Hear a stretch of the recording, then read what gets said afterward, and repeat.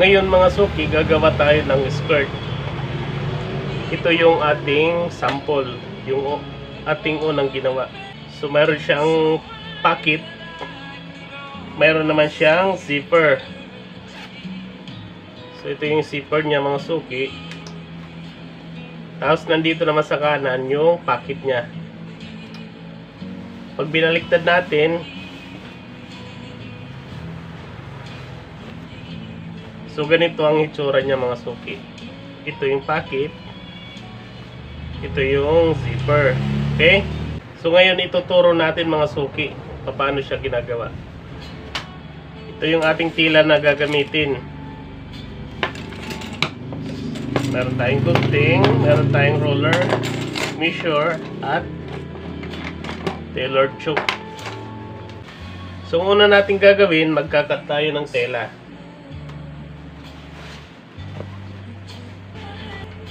Ang length ng ating skirt na gagawin ay 18 inches plus fold allowance 2 inches, so magiging 20. Tapos paglilis tayo ng 1 1/2, so magiging 8 1/2 na lang mga suki para sa waistband. So ang gagawin natin, susukat tayo ng dalawang 18 1/2. Mula dito sa dulo, tapat natin yung measure. Tapos sukat tayo ng 18 1/2.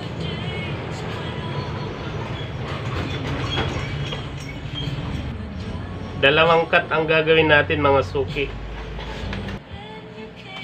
para sa isang skirt.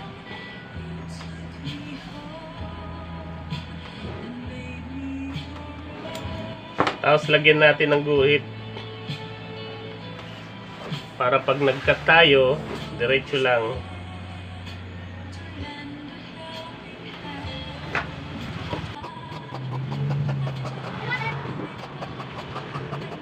So dalawang 18 1/2 mga suki yung ating ikakat. Ang gagawin natin, ipatong lang natin yung unang nating ikinat. Kasi yun na ang ating gagawing pattern. Yun na ang ating susundan sa kanyang length. Tapos pwede natin ikat.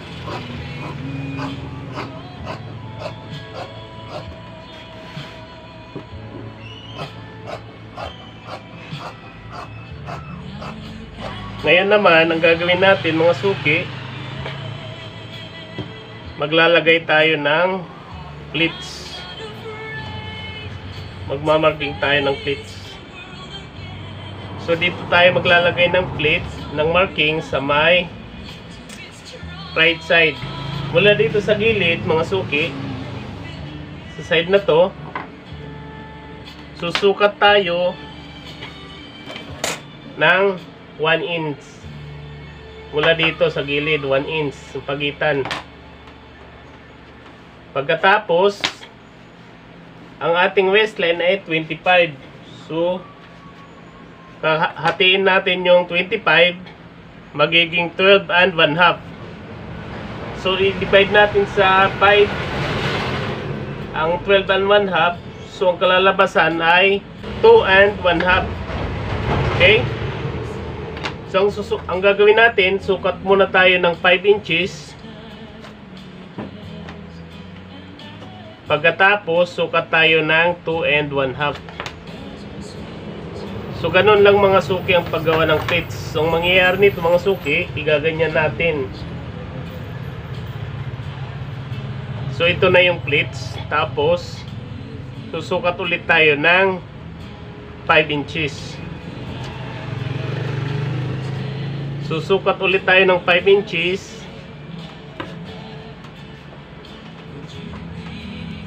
Tapos 2 1/2. Linawan lang natin yung ating marking. Tapos another 5 inches. Sunod naman para sa ibabaw ay 2 1/2. Para sa ilalim 5 inches.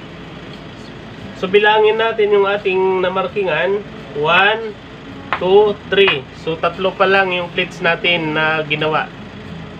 Ngayon naman, sukat ulit tayo ng 2 and 1/2. Pagkatapos, another 5 inches. Ngayon, sukat ulit tayo ng 2 and 1/2. So, bilangin ulit natin kung nakagawa na tayo ng 5 na pleats. 1, 2, 3, 4, 5. So, dahil kumpleto na mga suki yung ating pleats para sa harap, mula dito sa ating pinakahuling marking, susukat tayo ng allowance na 1 inch. So, ito na yung ating pinakadulo mga suki. Ngayon, pwede natin i-cut.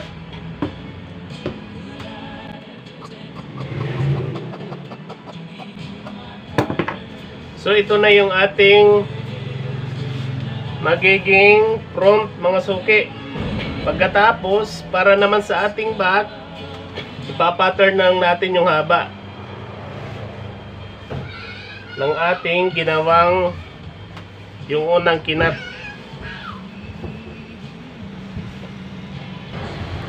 So, check natin kung sakto yung haba. Tapos, pwede natin i-cut.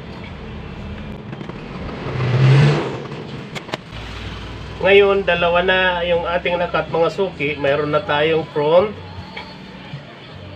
Mayroon namang back. So, ang gagawin natin, baliktarin lang natin yung ating tela. Ipa-pattern lang natin mga suki sa una nating nilagay na marking.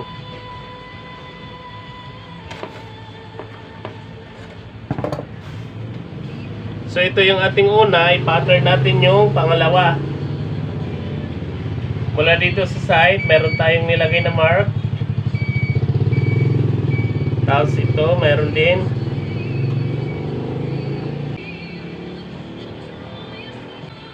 Susundan lang natin mga suki yung ating naunang marking.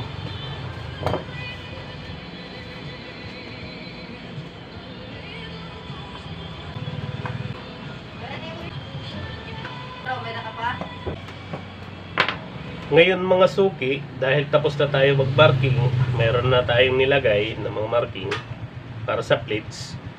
Pwede na natin i-fold.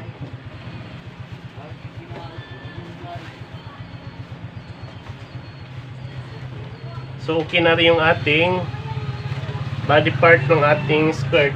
Ito naman yung ating gagamiting paha o platina sa ating skirt. Susukat tayo ng 4 inches mga suki para sa lapad ng ating platina.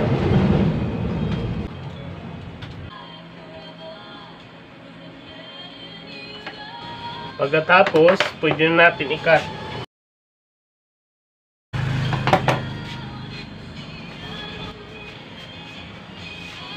Ngayon, ng ating waistline mga suki ay 25. Susukat tayo ng 25 inches para sa ating paha.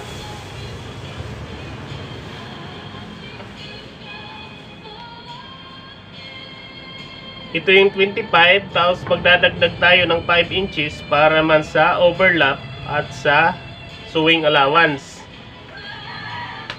So dito natin ikakat mga suki. So ito lang yung ating gagamitin para sa ating paha. Pagkatapos, magkakat tayo ng ating pocket bag. Dapat ang lapad ng ating pocket bag ay mga 7 inches. 7 inches mga suki dapat.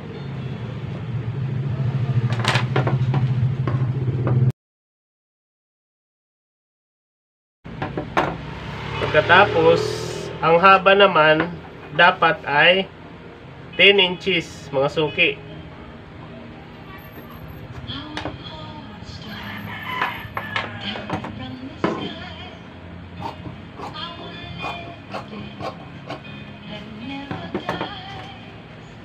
Mula dito sa dulo mga suki, angat tayo ng 3 inches. Tapos dito natin ipoporma yung ating pocket bag. So igaganyan lang natin. Yan. So ito na yung ating pocket bag. Pagkatapos dito naman sa gitna, lalagyan natin ng nuts. Ganon din dito sa taas. Maglalagay tayo ng nuts. Okay? So pwede na tayo magtahi, mga suki, sa ating skirt. Ngayon mga suki, magtatahi na tayo ng skirt. Ito yung ating gagawing matigas. Ito yung zipper. Ito yung ating paha. Ito yung pocket bag. So ang una natin gagawin, ikakapit muna natin yung pocket.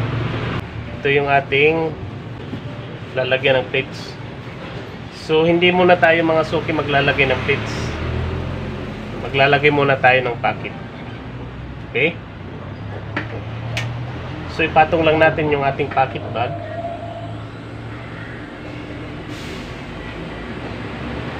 Mula dito sa side, mga half inch lang yung ating allowance.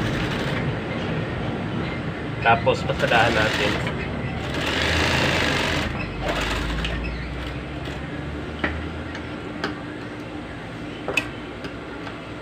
Pagkatapos, lagyan natin ng topping.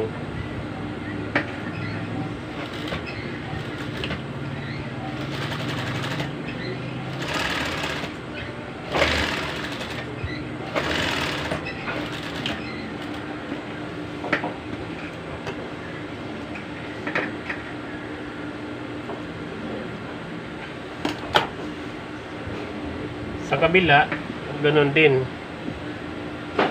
So sa kabilang side mga suki, ito, nasa ilalim na yung ating pocket. Tapos ipatong natin yung ating body. So ganun pa rin natin gagawin. Pasadahan na lang natin ng half inch mula sa gilid.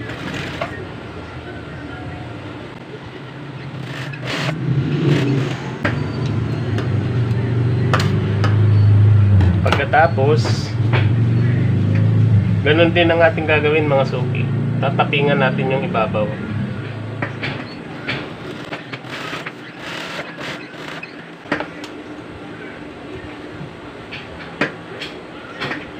Cut lang natin yung mga sinulid. So ngayon, bubuin muna natin yung ating pocket. Pagtatapatin lang natin yung magkabilang side. Tapos ganoon din dito sa baba, pagtatapatin natin. Kailangan magpantay.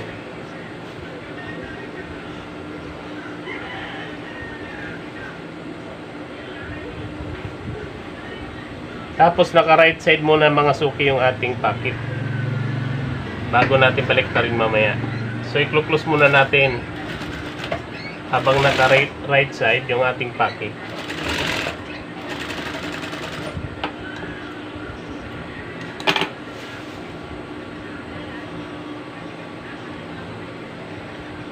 Check natin kung pantay. Tapos pag nakita na natin na pantay, pwede natin pasadahan. Pero yung ating pasada mga suki hanggang dito lang sa gilid. Hindi muna natin isasagad ang tahi.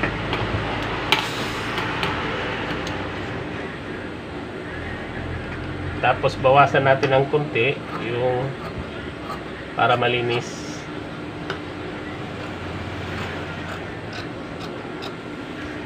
So ngayon, pwede na natin baliktarin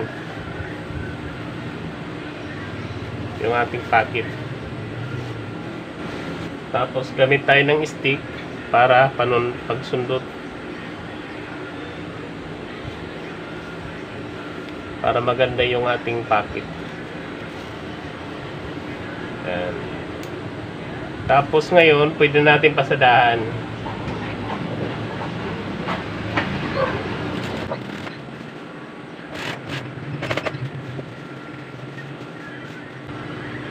So, idiretso lang natin mga suki yung ating pasada. check lang natin kung pantay sa loob ng ating tahi. Pagkatapos, mula dito sa gilid, lampas tayo ng 1 inch kasi yun ang ating allowance. Tapos, ilak lang natin.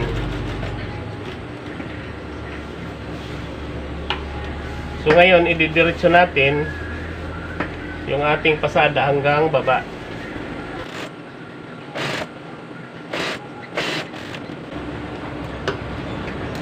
Okay?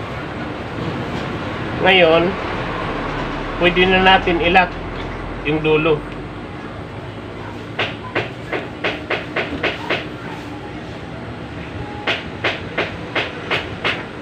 Mula dito sa gilid mga suki, check natin kung pantay. Pagkatapos, sukat tayo ng 1 inch mula dito sa gilid. Tapos hanggang baba naman mga 3/4 hanggang 1 inch yung ating sukat. Ngayon, bago natin pasadahan, i-check natin kung pantay. Tapos pasadahan natin. Yan.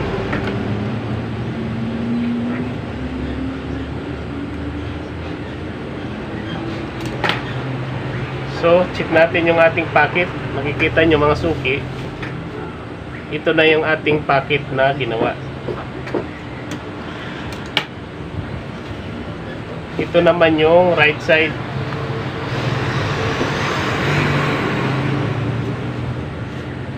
Ito na yung ating packet. Makikita nyo ating packet mga suki. So ngayon, mag-platelets na tayo. Yung paling ng ating packet mga suki papunta rito. So ang gagawin natin, dito muna tayo sa unahan mag-plates. Ito yung ating unang mark. Ito naman yung pangalawa. So mula rito mga suki, tatapat lang natin. Kasi dito tayo maglalagay ng zipper. Pero ang pasada natin, hindi muna natin papasadahan to. Dito lang muna tayo mag-start ng pasada.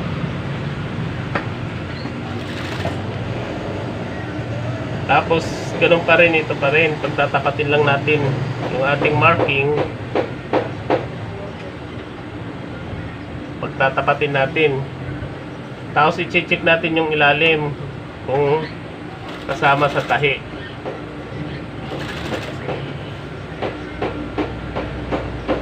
So, ganun lang mga suki ang ating gagawin. Paulit-ulit lang.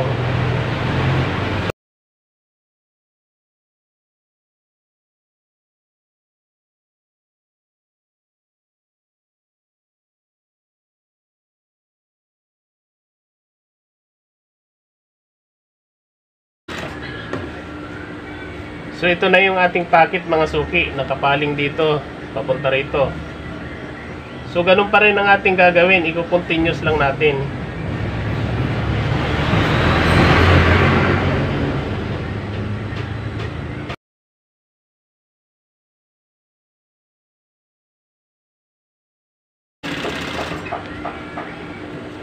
Check lang natin yung ilalim, dapat kasama lagi sa tahi.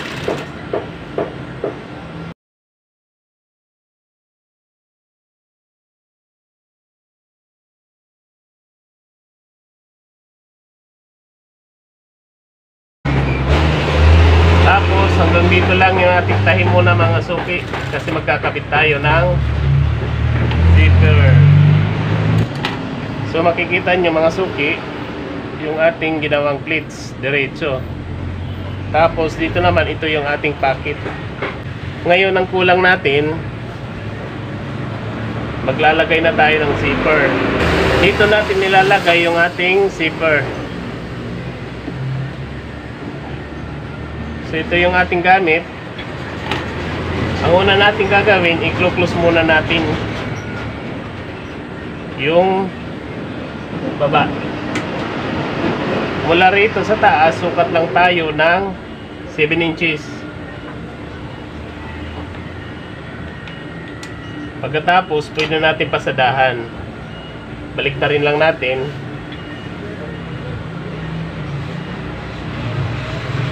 Tapos ito yung sukat natin, 7 inches.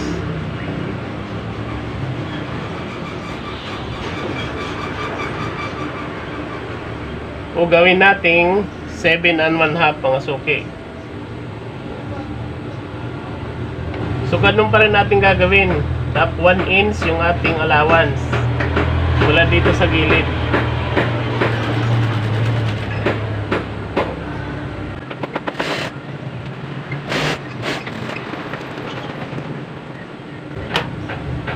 Pagkatapos, pwede na natin ikabit yung ating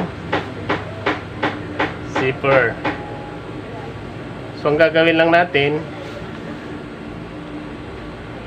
sundan lang natin yung ating marking dito sa taas. Ipo-fold lang natin. Tapos kasama yung ating zipper. Mula dito mga suki sa ating slider, lalampas lang na tayo ng konti bago natin pasadahan. Lampas lang ng konti, tapos diretso lang yung ating pasada pababa.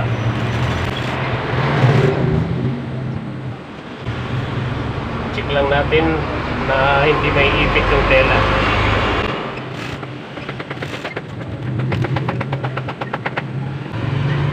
Pagdating dito sa baba, ilalak lang natin.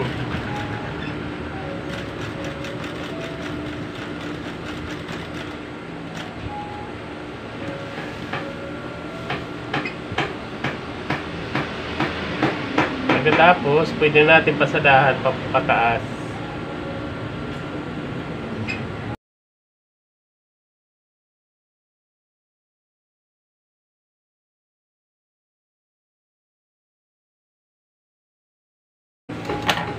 So ngayon mga suki, naikabit na natin yung ating zipper.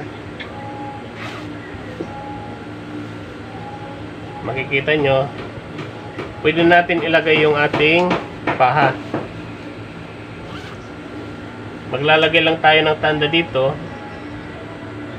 Mag-allowance tayo ng mga half inch. So ikakabit muna natin yung ating platina.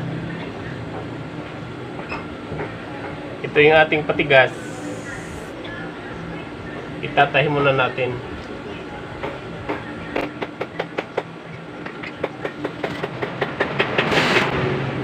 Dapat mga 3/8 ang ating mula sa gilid mga suki ang lampas ng ating patigas. Dapat mga 3/8.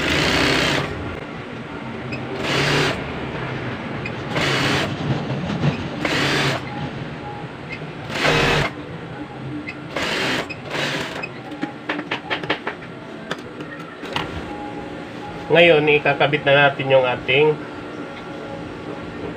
paha. Mag-overlap tayo ng mga 3 inches.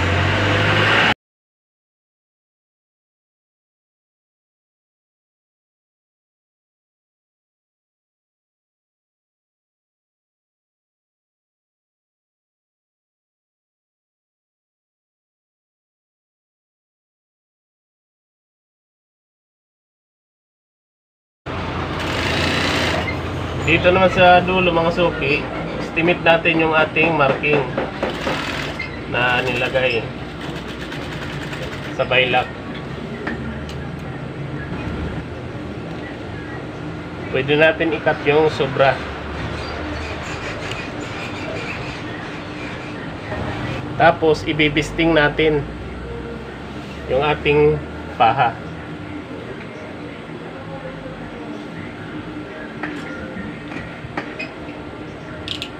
Luwagan lang natin yung ating stitches.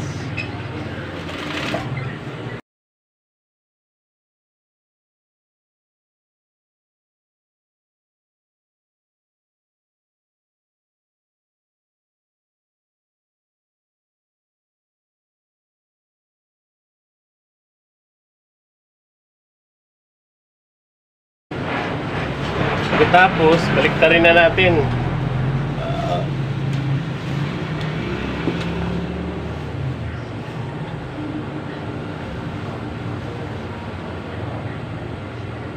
Dito sa side na to mga suki, papasadahan natin.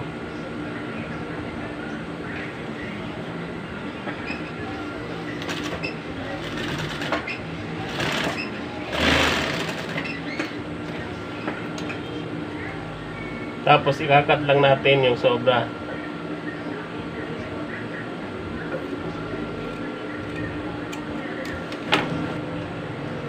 Cut lang natin yung ating mga nilagay na bisting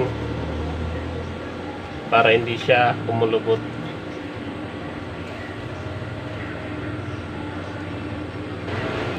So ang gagawin lang natin, ipo-fold na natin to.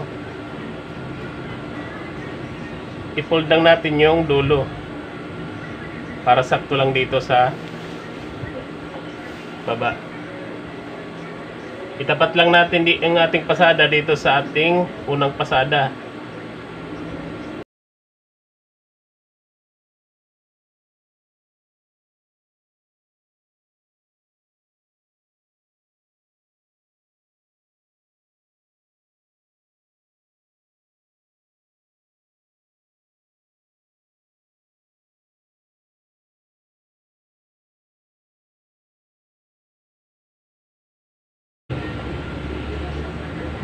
Dito mga suki sa dulo, ipo-fold lang natin.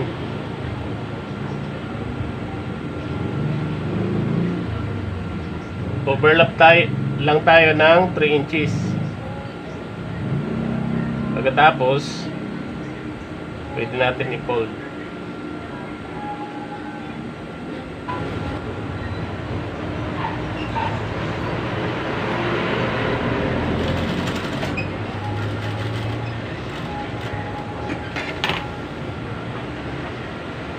Tapos pasadahan na natin ng paikot.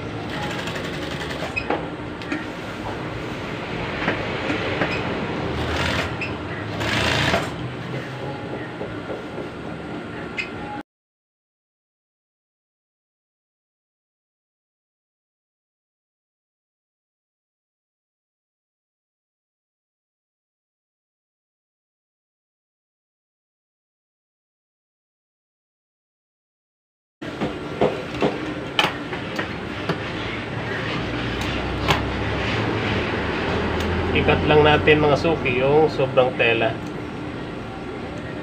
sobrang sinulid.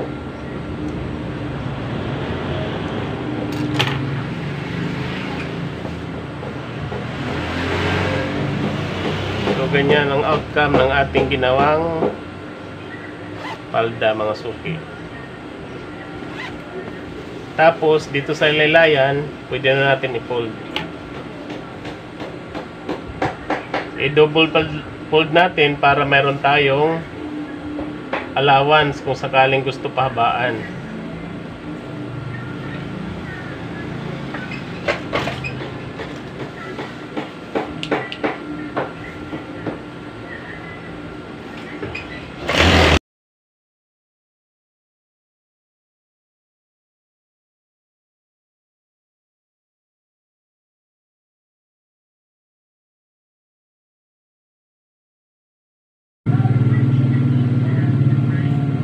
Dito sa pinagdugtungan natin, dapat nakapartida.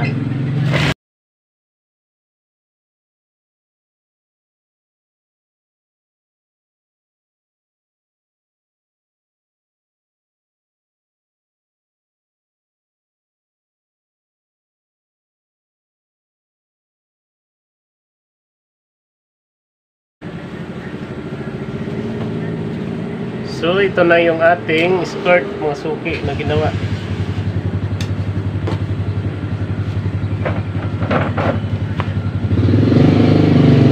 Pwede na siya planchahin. Makikita nyo, ito yung ating zipper. Andito yung pocket, yung ating pocket.